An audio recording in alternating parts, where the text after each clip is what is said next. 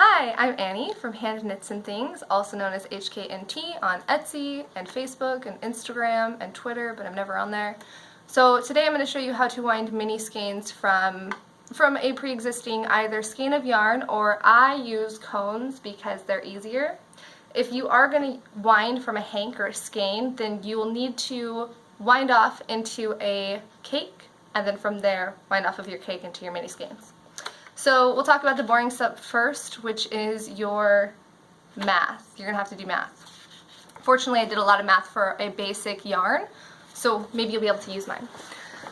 So we need to establish how many yards there are per gram. So for my particular yarn, there's 463 yards per 100 grams. So I divide 463 by 100, getting 4.63. So how many grams do I want? I want 20 for my particular mini skein, and you can change this according to what you want. So I multiply, 4.63 yards times 20 grams is 92.6 yards. So then I figure out my distance around my swift, which that's when it becomes kind of finicky. So the distance around my particular swift when I'm winding mini skeins is 64 inches. How I figured that out was I just cut a piece of string, not my yarn, for 64 inches. I tied it off, popped it onto my swift, and then opened up my umbrella until it was nice and taut. From there, what you're going to want to do to make sure that you have a consistency in your mini skeins, I don't know if you can see that, but I marked a line right there. So, let me move my hand. So I move it down until the bottom of my, whatever that is, my little bulky thing, is flush with that line. And this is the perfect size for me when I'm winding mini skeins, 64 inches. Now again, you can adjust it according to whatever you want. So from there, in order to figure out how many rotations on my swift I need per 20 grams, what I do is take my 92.6 yards times 36 inches, because there's 36 inches in a yard, which gives me 3,333.6, and I'll show you that, because that's easier. So from there, that's inches, I take that number and I divide it by my 64 inches, which is my distance around my swift, to give me 52.09.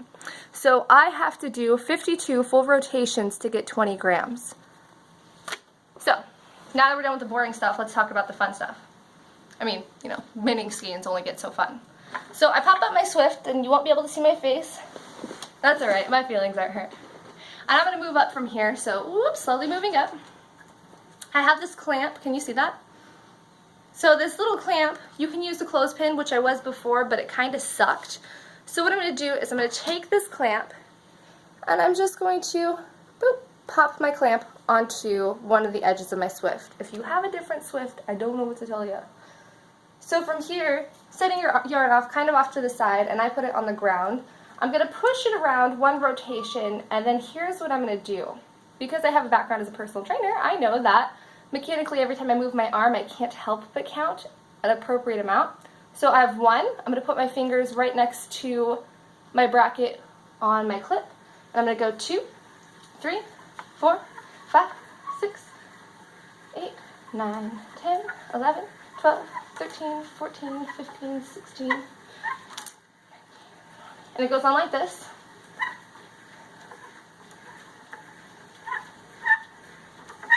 32, 33, 34, 35, don't you love that noise? 41, 42, 43, 44, 45, 46, 47, 48, 49, 50, 51, and 52. So 52 is coming back here. I take my scissors, I cut it. I take my yarn, and I wrap it in between. I remove this piece of yarn from there. I hope this is clear.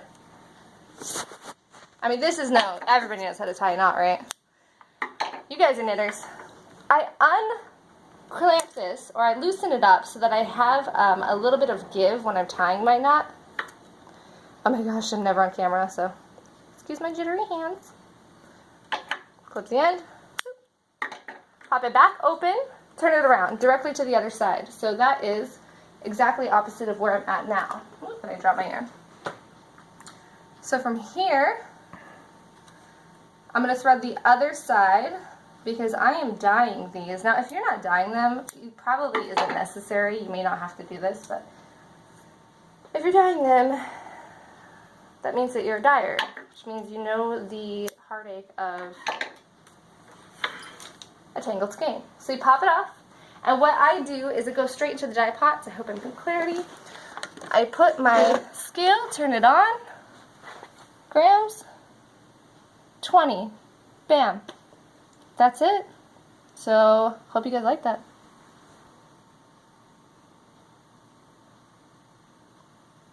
Are you still going?